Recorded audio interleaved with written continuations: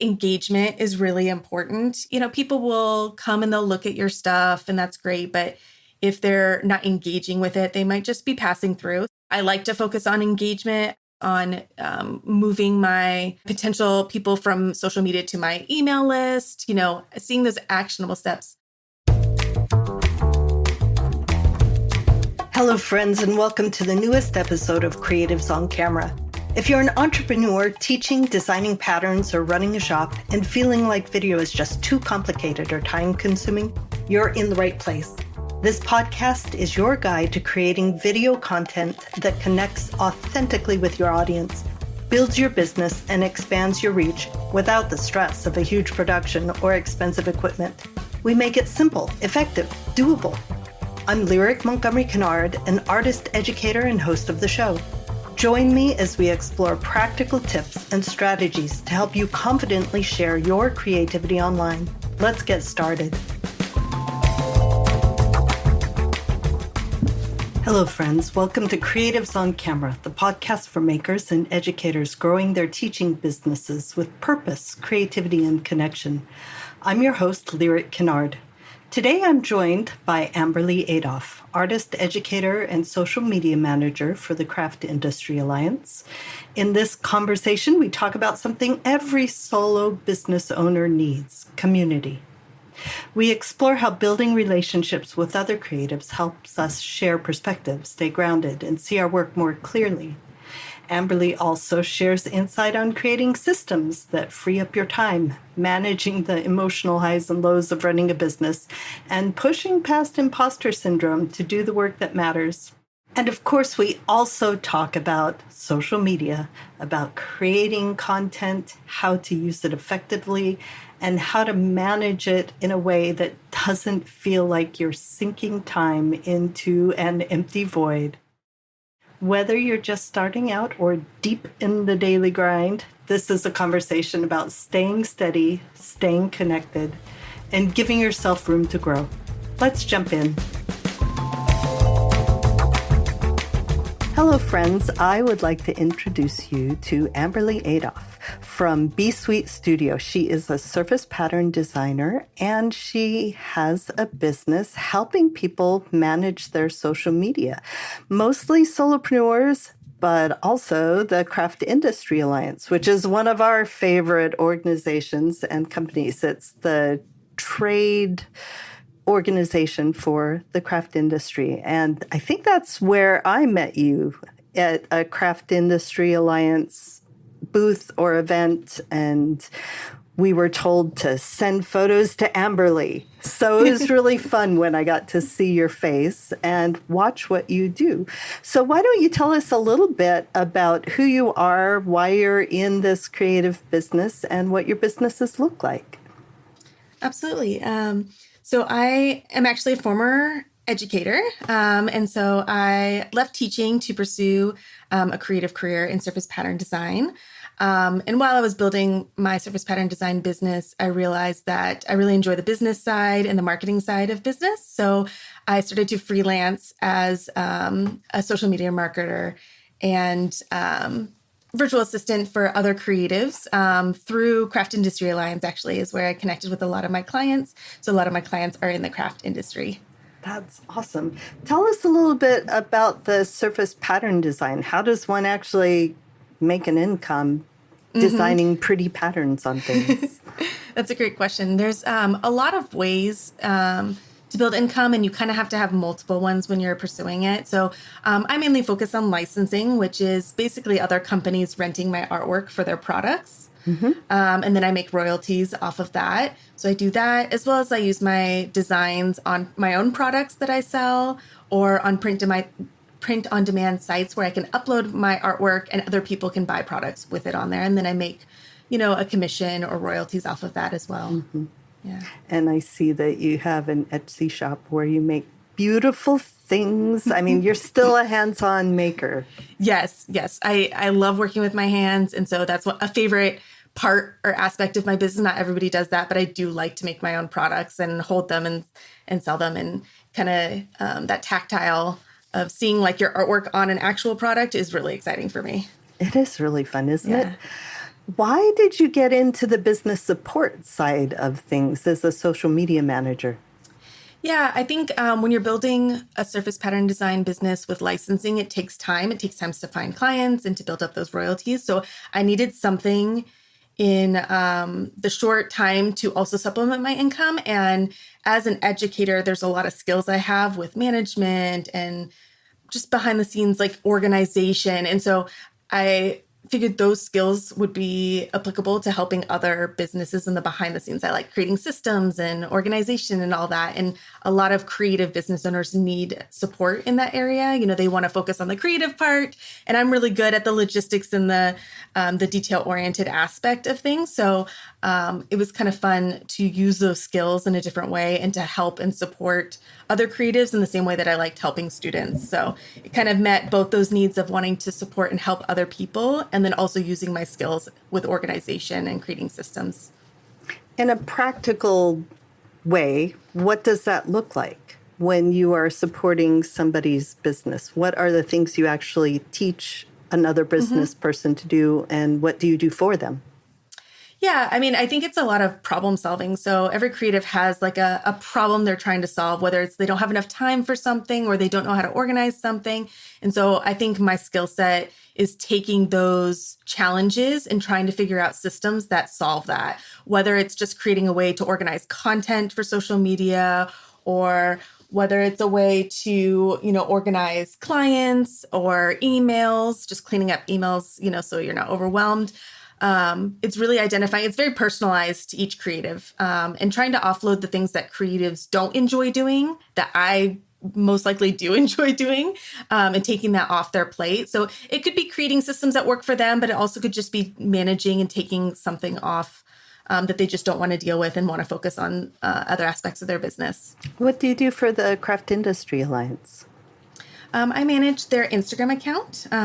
What does that mean? Do you create the content? Do you interact with people? Do you schedule it? So, I mean, they have a lot of really amazing content. So it's pretty easy for me to pull existing content, new content that's coming out. So I mainly plan which content I'm going to share. And then I either create graphics or use their existing graphics. And then I use a scheduler to schedule it out. So it's more of me compiling the information. And I have some systems that make it kind of more efficient. And I have kind of a routine. So it's a nice pulling information, sharing it, scheduling it so I don't have to worry about it. And I definitely batch the material so it's quicker.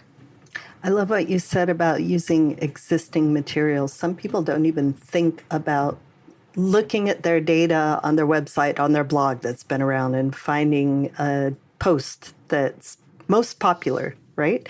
And then repurposing that for social media content. Do you do the actual, if you're doing a reel, do you do the actual video editing? Not particularly for them. I have done it for other people. For them, sometimes they'll have somebody create a reel, unless it's like an event, like H&H America. I might collect some video and cut it together myself. But for them, sometimes they have people that will create videos, like influencer type stuff, and I will repost that for them. Isn't this such a great conversation? I just wanted to jump in real quick and let you know about something I think you'll love, especially if you've been thinking about teaching your own online workshop. The 30-day workshop launch challenge is a step-by-step experience that helps you launch your workshop before you build it. We'll start the first full week in October just in time for holiday gift makers. I know it sounds a little crazy, but what's even crazier is pouring hours into content creation only to hear crickets. I'll explain more after we finish our chat here. All right, back to the show. Let's talk a little bit, because we all know as educators what we want to teach, right? We're good at the thing, we've worked at the thing, we want to share the thing. But if we don't know how to get it out in front of people so they know that we have this gift to offer, then nothing really works, right? So that marketing aspect is the thing that makes the vast majority of creatives just shudder in horror. Yes, I Like, know. oh, what do we do? So let's kind of start at, imagine that you are working with an educator who's building a new online class and they don't have an established audience. What are some things that they can do actually? How do you even start? Where do you even start with this? Yeah, I mean, I think I like to work backwards for my goals. So, like, let's say you're going to launch something, some kind of online course or program. I like to work back. So, kind of, okay, the week before, I need to make sure that I'm really kind of creating some content that creates urgency, creates interest. Like I want people to sign up and get excited about it. And then, okay, the week before, I want to give hints to some fun things that people are going to get out of the program. And then before, I give like kind of teasers or little pieces of the content that people can know can get value from and know that I can provide value. So I kind of work backwards from when I want to launch to help build excitement.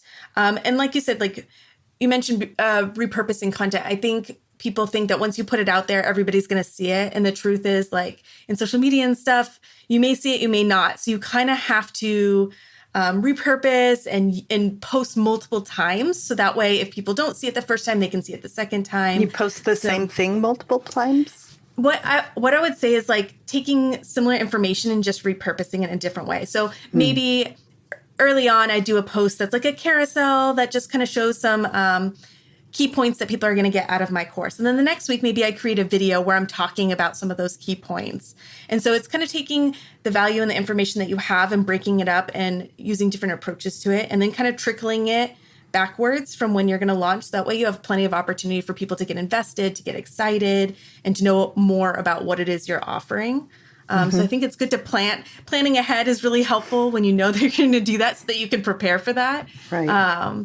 Yeah. So The purposes I heard were first teasers of giving people a clue, a hint of what's coming up, then trust builders, valuable content, right? Here's a little bit of what you can expect. And then the urgency of it's now, sign up now.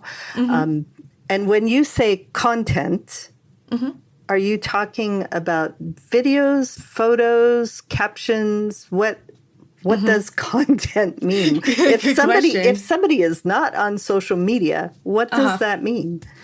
Yeah, I mean, when I think of content for something for marketing purposes, I'm thinking about social media posts and videos, along with the captions. I'm also considering like email. Email marketing is really great for promoting. So if you already have an email list or you'd like to get people on the email list so that you can sell them your course.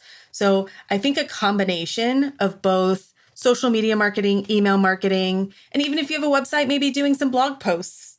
I think that's where you can repurpose the content as well. Let's say you have a blog post introducing what you're going to be teaching and then pulling elements out of that and putting it in your email and then pulling elements out of that to put into your social media. I think starting with a body of content like that, like a blog, would be easy to pull pieces from and repurpose into those other marketing aspects, email and social media.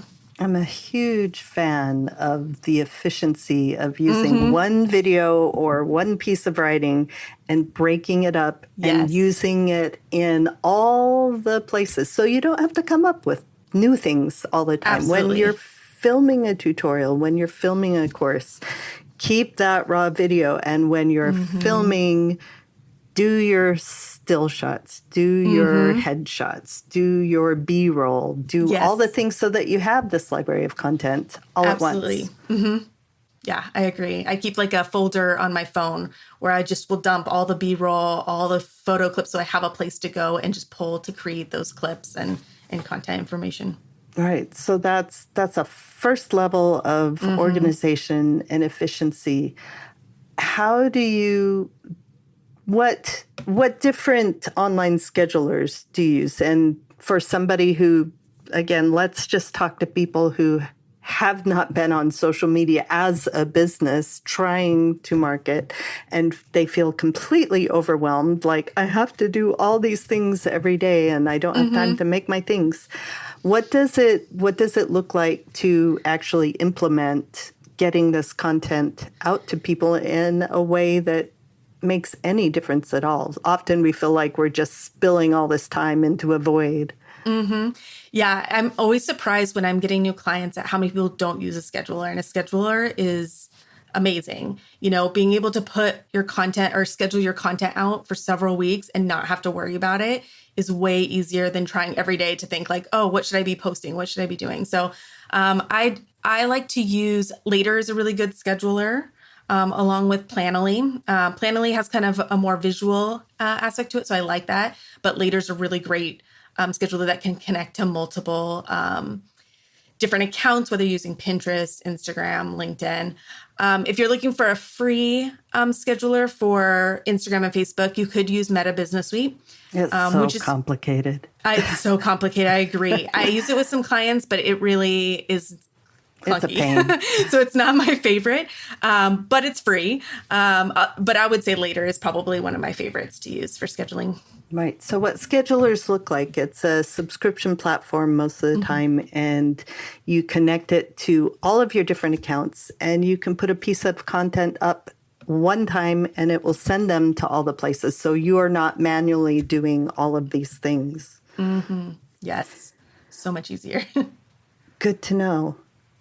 What happens then? Like, just putting this content out, how do you make it effectively bring people to customers, to real relationships with you, to the people who will actually, buy your stuff?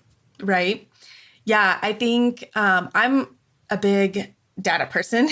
So I do like to collect data on how my social posts are doing so that I can make a little bit more informed decisions. I think people get overwhelmed and they're like, I don't know what I should be putting out there. And I think once you start putting things out there, keeping an eye on things and being like, what is doing well? What are people resonating with?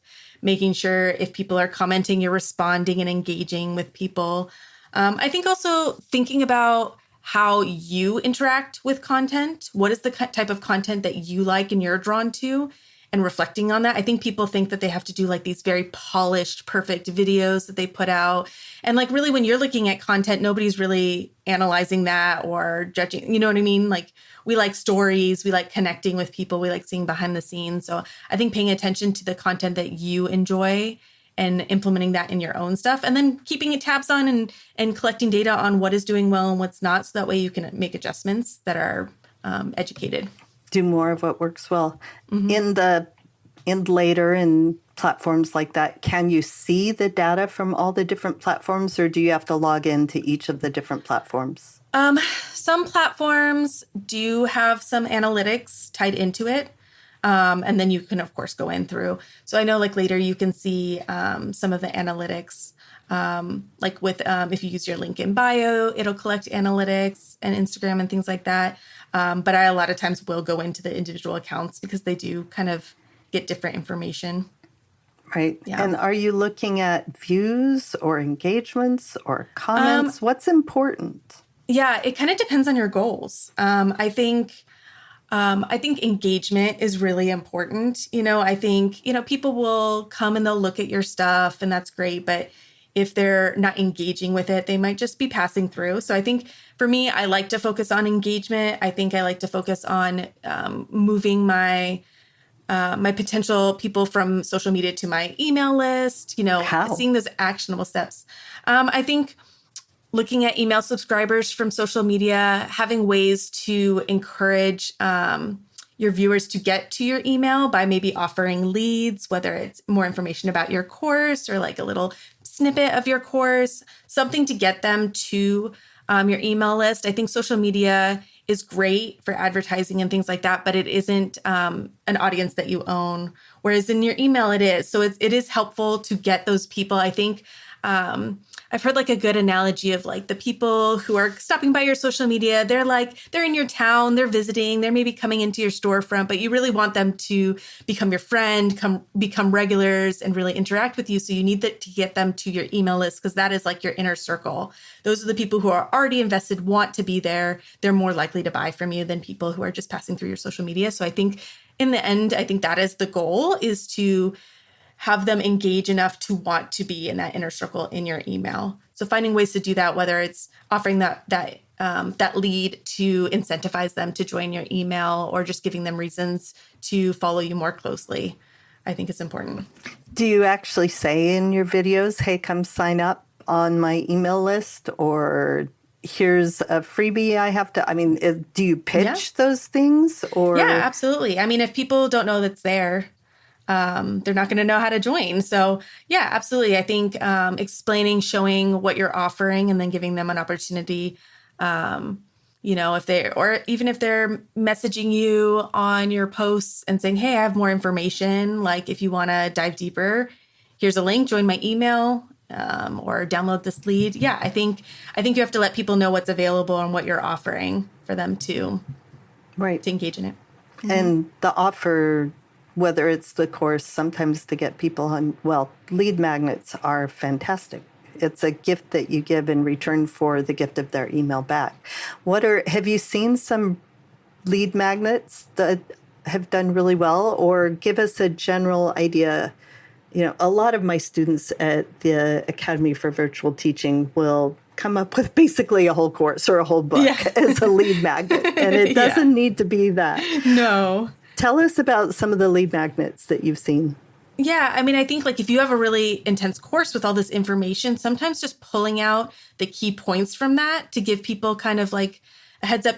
The thing is, people will get those key points, but they'll want to know more. And so obviously the course is more in depth. So it gives them a kind of an overview and builds confidence in what they're going to get more information about by giving them kind of a simplified form, or even if it's like a resource to help them, whether it's like a planner or kind of a roadmap or something like that, to make them feel like it's more approachable or that they can work on that content, I think is helpful. Or even like a mini guide that just takes one section out of your course that gives them kind of a little bit. Yeah, I think taking smaller bites so it's more approachable to people, and then they build that trust and that connection and be like, oh, I do want to know more about this. I will sign up for the course. Yeah, just a simple PDF with top tips for this thing. Yes. Or my favorite suppliers for this tool, or my favorite tools. Whatever ties in. I like that you said that it leads into whatever product you're offering, whatever course it is. If you give them a hint and some really useful information, that then they want more, right? Yeah. I think like if you're thinking about what questions are these people going to have about what I'm offering, can I answer those questions? Like if they're like, oh, I don't know if I can get the supplies, maybe there's a lot of supplies, and you offer them a supply list and where to get them. You're answering those concerns and questions that they might have before, getting your course. Like, oh, I don't know if I'm going to get something out of this. Well, here's a little tidbit of what you'd get out of this, or I don't know, am I going to have time to do this course? So answering those questions and concerns with the content you're putting out can help alleviate some of that and get people more interested in signing up. Right. Link in bio, link in the comments, all that kind of stuff. Yeah. Don't forget the calls to action. Don't forget actually asking people to do the thing that you want them to do. Because sometimes we don't know. We're like, oh, that's cool.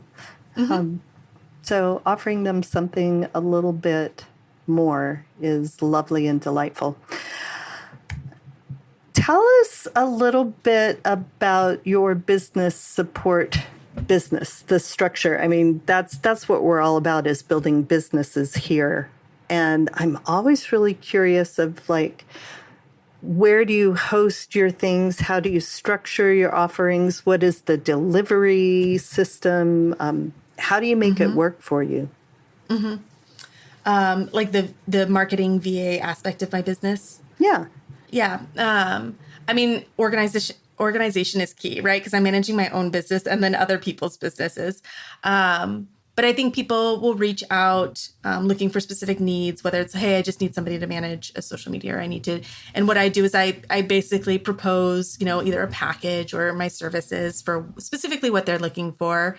And once we agree on what I'm going to help with, we kind of do an onboarding, and that's where I get connected with their accounts and like whatever I need access to. And then that's when I start to build out kind of the action plan. For me, I use the tool Notion, which is really helpful for organization. So sometimes I'll build out a specific Notion page for a client, whether it's for them to use with me or for me just to use to organize them, where I'm kind of putting my to-dos, I'm putting my schedule, I'm linking. You can link all kinds of things to it. So it's a task manager. Yeah, it is. And it's a great way to create like a hub. I think we have so much stuff floating around in our Google Drive, and like there's websites in our browser. There's all this stuff. And I really like to have everything in one place. So it's really easy for me to go from client to client and be able to access everything. So it's a great tool for you to connect and put all that information in one place, so that you don't have to go digging. And so that makes it really efficient. It makes it easier for me to help my clients and to build, you can build spreadsheets in there and databases. And so I can collect my analytics. I can do all of that in one place. Nice. So that's really helpful. So having an organized system. Do people find you mainly via social media? What platform is your website built on? My website's on Squarespace, and I do get a lot of clients from Squarespace. I get a lot of traffic specifically looking for creative virtual assistants, because it is kind of a specific niche. People who are looking for help like it when somebody has experience with their industry and kind of knows what it's about. So I do get some traffic from my website, probably mostly from there, then yeah. Excellent. So you built a Squarespace platform where it's a payment gateway. It helps you schedule and offer online services or deliver digital goods. And from what I'm hearing, a lot of people are really happy with Squarespace, which is good to know. It's fun. Yeah, it's very user-friendly. It's really good for somebody just starting out, intuitive. Yeah, I really like the platform, and it's becoming a strong platform. It does have integration for doing e-commerce and things like that, which make it a good starting place for sure. Right. Do you have your own newsletter that you put out for your business? I do. What kind of content do you put in your newsletter? I do a weekly newsletter. One of the main focuses of my newsletter is I send out positive affirmations for the week, or a mantra for the week. But my newsletters, I kind of have like a templated situation where I always share that mantra, but then I also share new products coming out, any new licensing deals where people can see my work, things added to my shop. Sometimes I will also add like productivity VA tips in there, or a creative challenge. I kind of have it scheduled out so that like one week I'll share something creative, the next week I will share a tip. And so I kind of have a system that makes writing my email content a lot easier. So your email newsletter targets both the creatives who buy your things that you've made with your hands and your business clients, who are other creatives who you're helping on the business side. Interesting. And that works for, I guess they all do have something in common, even if they're different services that they're getting from you, right?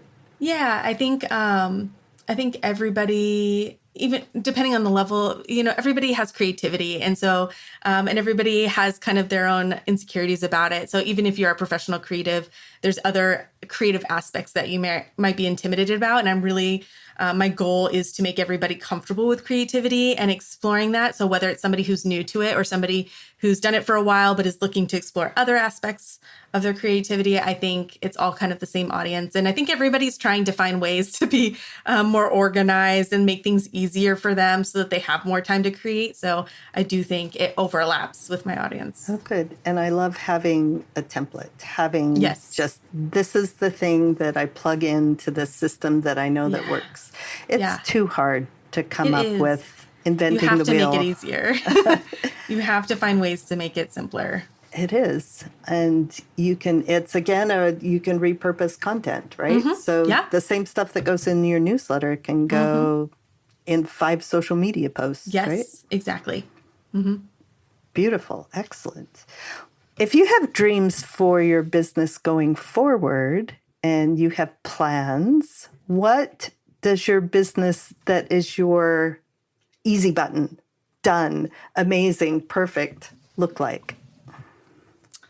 You mean in the evolution or just like in the productivity of my business? Either way you want to answer that. Yeah. I think, I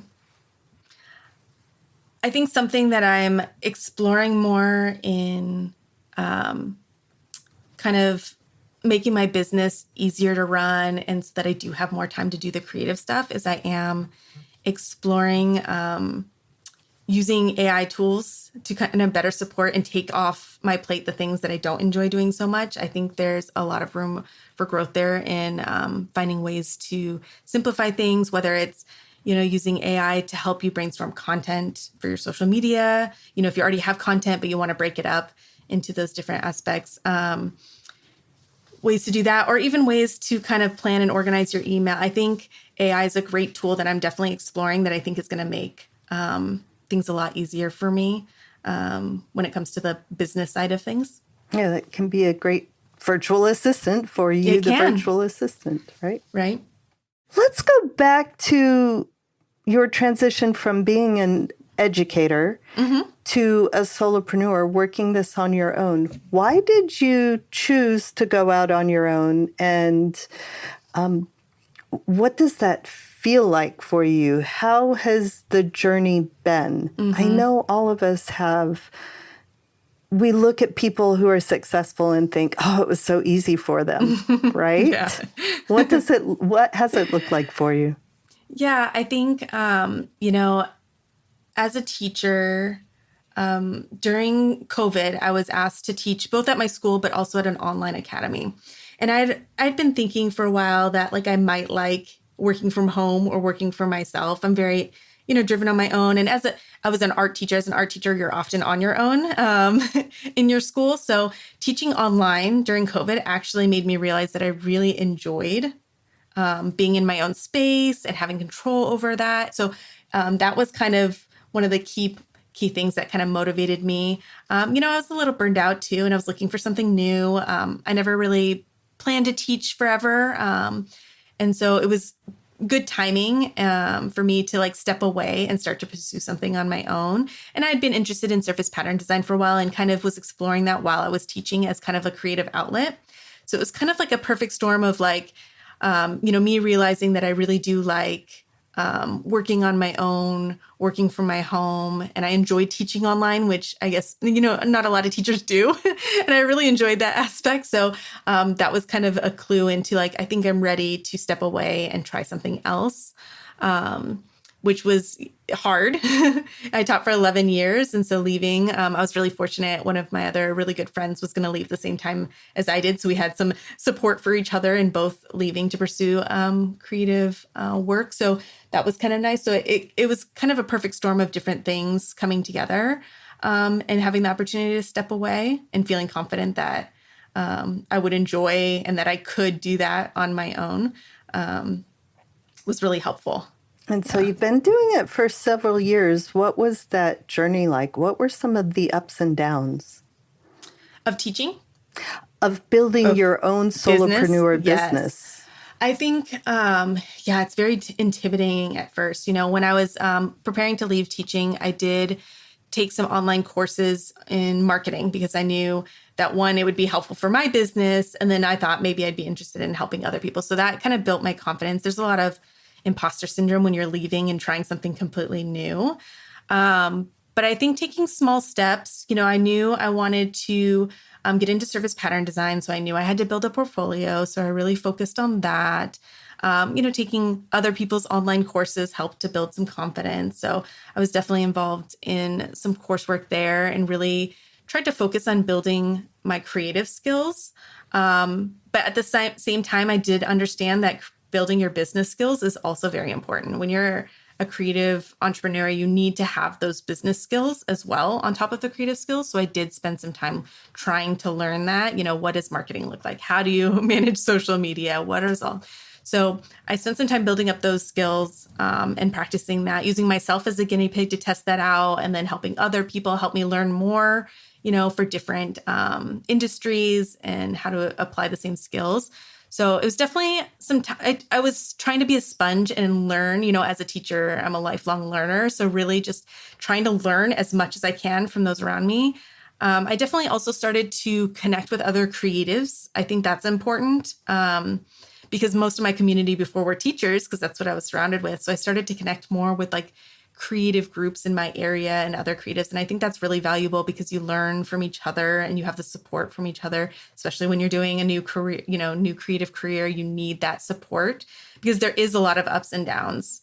I think when I first started, I was so focused on the output, like, oh, am I making money? Am I getting results? And I think if I went back, I would focus more on the input. Like, what am I doing because you don't always have control over, who's going to answer your emails or how, you don't have control over that. But what I do have control over is the work that I'm putting into it and what I'm learning. And so I wish my focus was more on that. And I think now it is, because if you focus always on the output, you can get discouraged. I was getting discouraged when I wasn't getting the results I wanted. And so I think that was a challenge, but once I kind of shifted that and realized, oh, I'm doing really great things and I'm really proud of my work, it kind of shifted and made it a little bit easier when switching careers, for sure. So what I heard was you had a plan and you knew the steps along the plan. So you began with educating yourself, learning the things you needed to learn, not just the surface pattern design, which is your business, but the things around it, the business part that will support it. You found community, which is always super important. So plan, learning, education, community, and implementation. But most importantly, what you said was the way you thought about it. Instead of being so frustrated that, everybody hasn't licensed me already. And, Yes. It can be scary because you watch your bank account diminish, right? And we all have to eat. And exactly. It's nice to have a roof over our heads.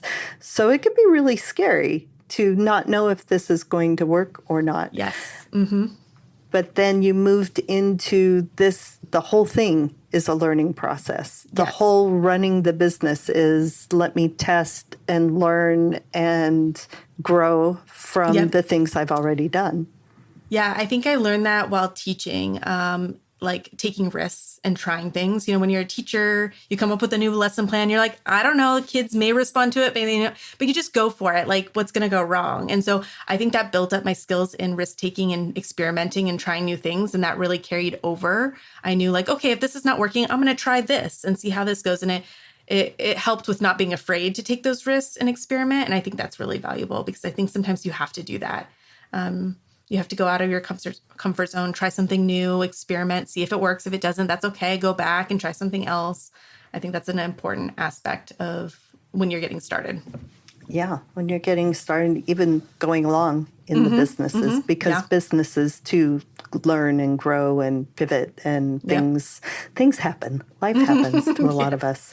If you could give one bit of practical advice to somebody who is just starting out, creating an online business. In this case, we might be creating on-demand classes or whatever it is that we're working with. What could you tell them when they are at that low point, when there's that kind of terror of, have I made a mistake of even thinking I could do this?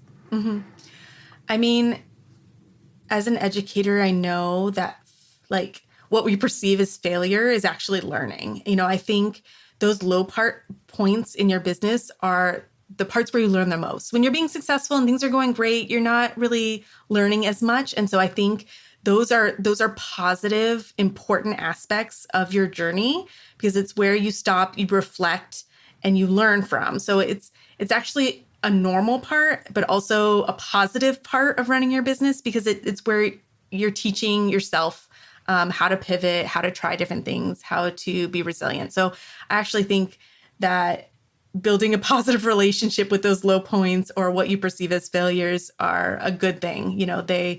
They're necessary, but also can be positive if you look at them slightly differently. Yeah. Try it and see. And then it's a lesson that you needed to learn from and analyze it and figure out what was going on. And if you don't know, ask somebody who does know to help you figure out what was going on. I know people are afraid to ask for help, but that's why you need your community. You need people on the outside who have a different perspective. Yeah, it's so valuable. Right. It's always lovely and helpful to swim in a whole school of fish, especially when they're all different, coming from different experiences, because they can see things that we don't. We get so close and so invested in the thing that we're doing, right? That's the thing. We're so close to our business that sometimes it's hard to see the things just outside. I have like a monthly mastermind of my creative friends who all have very different creative businesses. And I always learn something when I meet with them, and they always have some insight because they have some distance from my business that's so valuable. So I do think sharing and connecting with others can help you see maybe opportunities or ways to pivot that you don't see because you're in it, And this is what happens when you come from the idea of community and collaboration instead of scarcity and competition. Yes. When we freely share and build each other instead of worrying about that there's not enough. Yes. Then we learn and we grow so much. And even if you and I are in completely different places, either in the success or level of our business and our knowledge, everybody has something to offer. Yes, absolutely. I agree. It's a beautiful thing. Amberleigh, it has been absolutely delightful to chat with you.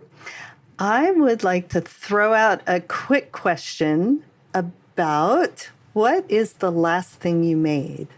The last thing I made, so I've been a creative hobby I've been exploring is like costume making. Ooh. Yeah. And so the last thing I made were a costume piece inspired by dragon riders. So it's like this, it's very cool. So yeah, I'm working on a dragon rider costume. So I made like these arm gauntlets. Oh, armor. I know. It's kind of random. So but cool. fun. Oh, no, like we could geek out about this all day long. This is something I am totally fascinated and in love with as well. Yeah. So much fun. It's so much fun to see people who are creative and how multi-craftual we all are. Yeah, I think it's important, for me, creative play is really important. Having things outside of my business to be creative, I think helps with you kind of learning new things and thinking outside the box too. Sometimes we're so focused on our craft that it helps to give our brains a break and play creatively, because that's sometimes where I get other ideas that I wouldn't normally think about. So. And sometimes something entirely different. I was told that I had to stop coming up with new business ideas. I said, get a hobby instead. You can't do all of these things. And so I picked up learning electric bass, which is completely outside of anything with the things I make with my hands, right? But it's so much fun. Oh, that's perfect. Yeah, I think it's important to have that.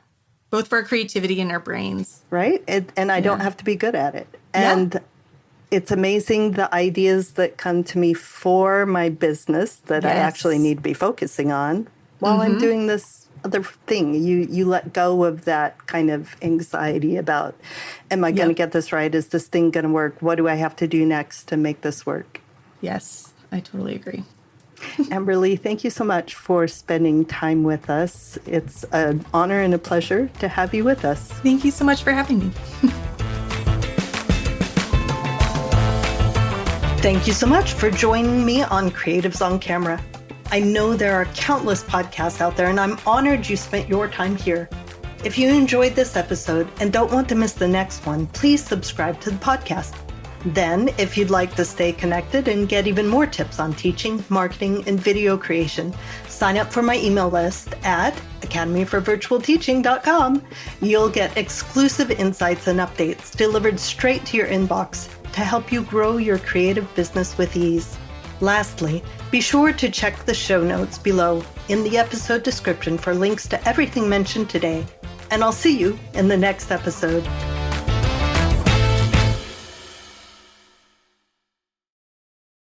Before you go, if you've been dreaming about teaching your own workshop but keep getting stuck in the planning stage, I want to personally invite you to the 30-day workshop launch challenge. We're doing something a little unexpected here. You're going to launch your workshop before you build it. I know, it sounds crazy, but what's actually crazy is spending weeks creating content that no one buys. This challenge flips that script. You'll test your idea, validate your offer, and enroll paying students first. Then you'll build your workshop with your students, not in isolation. I'll be doing it right alongside you, step by step. We'll start the first full week of October.